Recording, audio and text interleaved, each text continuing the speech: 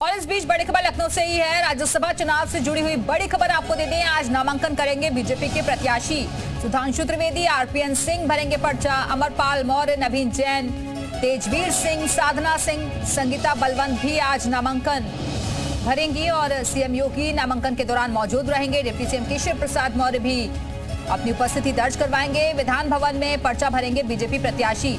BJP के सभी 7 प्रत्याशियों की जीत तय मानी जा रही है और 15 फरवरी यानी कि कल नामांकन की अंतिम तारीख है। तो प्रत्याशियों के पर्चा भरने का सिलसिला आज शुरू हो जाएगा। कल नामांकन की आखिरी तारीख है और इससे पहले कौन कौन से बीजेपी के प्रत्याशी हैं जो कि आज नॉमिनेशन फाइल करेंगे, वो हम आपको उनके प्रोफाइल के साथ दिखा रहे हैं। सुधांशु त्रिवेदी जाना पहचाना नाम, बीजेपी के राष्ट्रीय प्रवक्ता हैं, कई अहम पदों पर रह चुके हैं, विचारक विश्लेषक के तौर पर इनकी पहचान है। लखनऊ में इनका जन्म हुआ, मैकेनिकल इंजीनियरिंग में पीएचडी किए हुए हैं। 2014 के आम चुनाव में इनकी अहम भूमिका रही थी। सबसे कम उम्र में सीएम के सूचना आयुक्त बनाए गए। और अब बात करते हैं नवीन जैन की। ये आगरा के बड़े कारोबारी हैं, आगरा के मेयर भी रह चुके हैं, कई बड़े नेताओं की करीबी माने जाते हैं, जैन समुदाय से ताल्लुक रखते हैं। और अब अगला नाम आता है संगीता बलवंत का। और इसी खबर पर और ज्यादा बातचीत के लिए सीधे रुख करेंगे लखनऊ का, जहां से हमारे साथ हमारे सहयोगी विशाल उग्रवंशी इस वक्त जुड़ चुके हैं। विशाल, राज्यसभा का रण शुरू हो चुका है, आज नॉमिनेशन फाइल करेंगे बीजेपी के प्रत्याशी। इस वक्त क्या तस्वीरें आपको नजर आ रही हैं? देखिए, मैं इस वक्त बीजेपी दफ्तर में मौजूद हूं और तमाम प्रत्याशियों के यहां पे पहुंचने का सिलसिला शुरू हो चुका है। मैं आपको तस्वीरें दिखा देता हूं कि बीजेपी दफ्तर पर इस वक्त तमाम जो प्रत्याशी हैं वो धीरे धीरे पहुंच रहे हैं और ये कहा जा सकता है कि आज बीजेपी जो है अपना पूरा शक्ति प्रदर्शन करेगी। आज बीजेपी के जो दोनों deputy CM CM Yogi Adityanath, इसके साथ साथ बीजेपी प्रदेश अध्यक्ष, यूपी में लोकसभा प्रभारी बनाए गए विजय पांडा, सभी लोग जो है वो नामांकन के वक्त मौजूद रहेंगे। मैं आपको तस्वीरें दिखा देता हूँ कि इस वक्त बीजेपी दफ्तर में तमाम जो प्रत्याशी हैं उनके यहाँ पे पहुँचने का सिलसिला शुरू हो चुका है और लगातार जो प्रत्याशी हैं वो अब यहाँ पर धीरे धीरे पहुँच रहे हैं। और ऐसे में कहा जा सकता है कि ये जो तस्वीर है, ये तस्वीर जो है सीधे तौर पर कहा सकता है कि अपने आप में एक अलग तस्वीर है। ये कह सकता है कि देखिए नवीन जैन जो है वो यहाँ पे पहुँचे हुए हैं और एक एक करके जो है तस्वीर अब आपको दिखा रहे हैं कि देखिए अब बीजेपी दफ्तर पर यहाँ पर अब चूँकि काफ़ी तादाद में जो तमाम विधायक हैं और चूँकि प्रस्तावकों को भी यहाँ पर बुलाया गया है, अंदर सबको बुला के जो एक एक करके सबसे बातचीत की जा रही है और बस कुछ ही देर के बाद सीएम योगी आदित्यनाथ यहाँ पर पहुँचेंगे और उसके बाद सभी लोग एक साथ यहाँ से विधानसभा जाएंगे, जहां पर विधानसभा में वो जाकर बाकायदा नामांकन जो है वो दाखिल करेंगे। आप तस्वीरें देख सकते हैं कि नवीन जैन है जो समाजवादी जो पूर्व जो मेयर रहे हैं आगरा के, वो यहाँ पर पहुंच चुके हैं, उनको प्रत्याशी बनाया गया है। तो ये तस्वीरें जो है ये बेहद खास तस्वीरें हैं और ये देखिए आप तमाम जो प्रत्याशी हैं सब लोग जो है आगरा से आ चुके हैं और यहाँ पर आप तस्वीरें देख सकते हैं कि एक एक करके आप प्रत्याशियों के यहाँ पे आने का सिलसिला शुरू हो चुका है। गाजीपुर से संगीता बलवंत जो पूर्व सहकारिता मंत्री रही हैं, उनको प्रत्याशी बनाया गया है। इसके साथ सुधांशु त्रिवेदी का टिकट जो है उसको दोबारा से जो है रिपीट किया गया है। इसके साथ ही साथ अगर हम बात करें तो सीधे तौर पे कहा जा सकता है कि ये अपने आप में जो है एक बड़ी कवायद है बीजेपी की और सीधे तौर पे कहा जा सकता है कि अपने आप में ये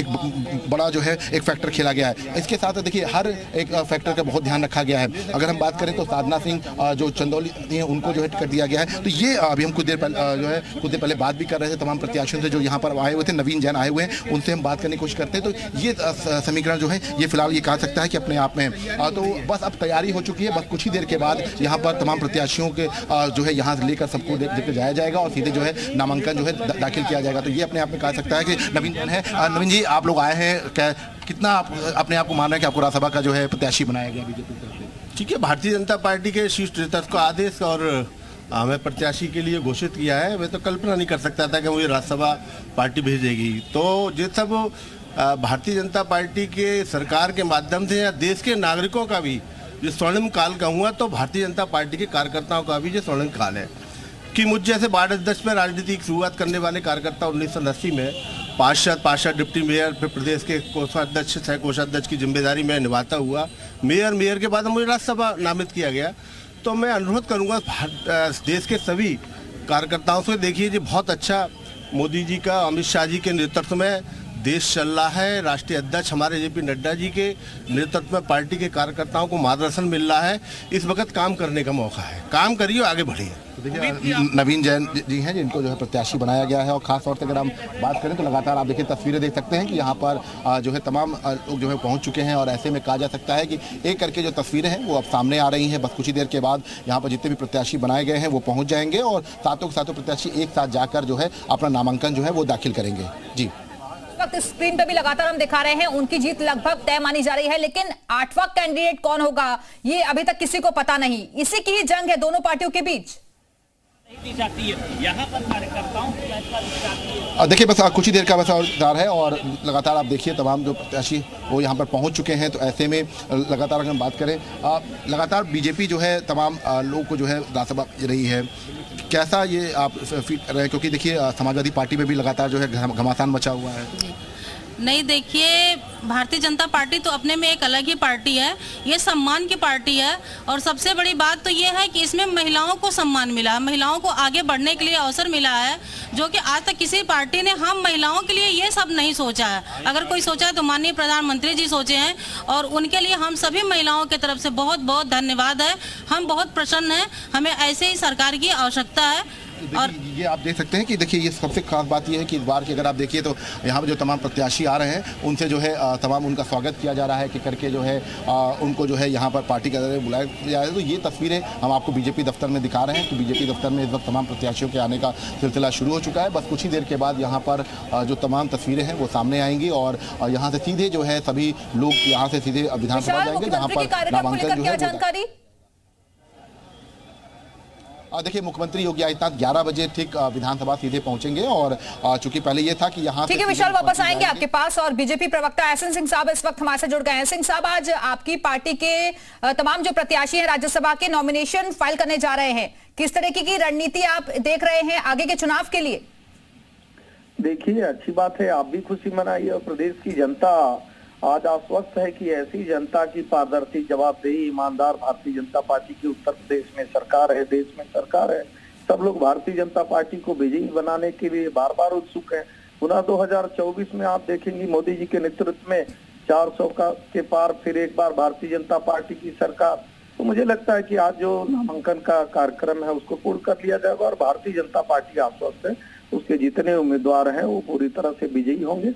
एक बार पुनः आपके चैनल के माध्यम से प्रदेश की जनता को भूर भूर बधाई कि वो भारतीय जनता पार्टी के कार्यक्रमों में, भारतीय जनता पार्टी के विकास में अपना विश्वास दिखा रही है।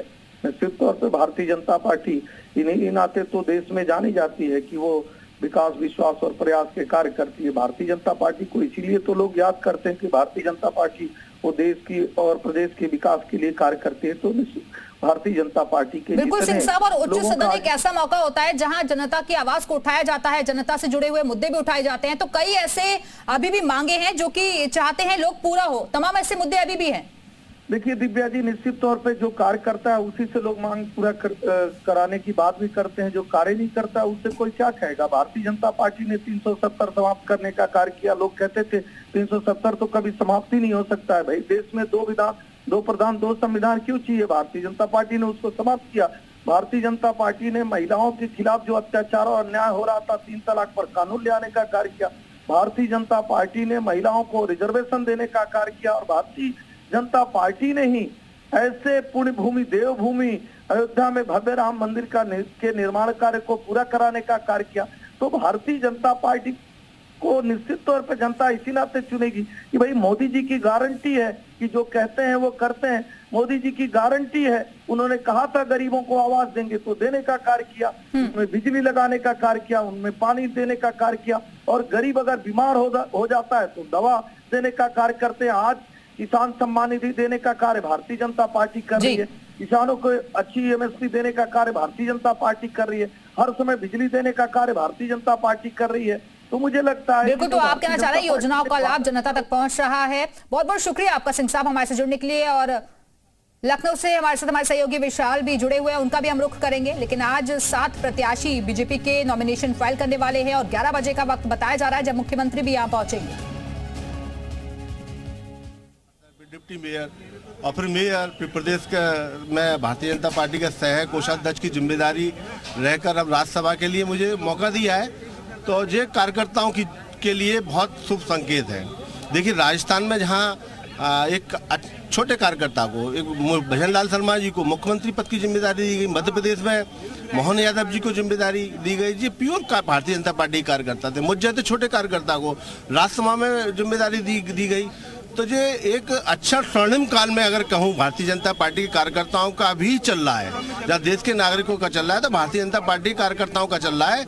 इसलिए भारतीय जनता पार्टी के कार्यकर्ता जुट जाए, लगा रहे, कर्मठता से जुड़े और नेतृत्व तो सबको देख रहा है, सबको मौका मिलेगा। अच्छा, ये 7वां प्रत्याशी तो जो है घोषित कर दिया गया, 7, 8वें को लेकर जो है बीजेपी कश्मकश, आप लोगों से कुछ चर्चा हुई है? नहीं, हम लोगों को कोई जानकारी नहीं मिली। हम तो कल नामांकन की जो फॉर्मेलिटीज थी पार्टी कार्यालय पे आके वो नामांकन की फॉर्मेलिटी हम लोगों ने कर दी। माना जाए कि जो है बीजेपी आराम से 7 सीटें जीत रही है, लेकिन एक बड़ा संदेश भी दे रही है जातिगत फैक्टर का भी। देखिए, 7 सीटें तो जीतेगी निश्चित रूप से, क्योंकि जितना हमारा वोट है उससे अधिक है, एक्स्ट्रा वोट भी हम लोगों के पास। लेकिन जातिगत आधार को मैं नहीं मानता हूँ। भारतीय जनता पार्टी कभी जाति के आधार पर कभी काम नहीं किया। राष्ट्रीय स्वयंसेवक संघ का, जैसे मैं स्वयंसेवक था, मैं संघ में जाता था, थका जाता था, तो कभी भी नाम के आगे जी लगता था, हमेशा जाति लगती नहीं थी। तो इस तो अन्य दोनों में होता है, जाति के आधार पर फलाने साहब फलानी जाति का नाम लेके बुलाने का काम होता है। हमारे यहाँ तो कभी जाति का नाम लेके बुलाते भी नहीं है, नाम के आगे जी लगा के जरूर बुलाते हैं। बिल्कुल बिल्कुल, विशाल, बातचीत जारी रखिएगा और ये तमाम तस्वीरें आप ऐसे हमें दिखाते रहिएगा।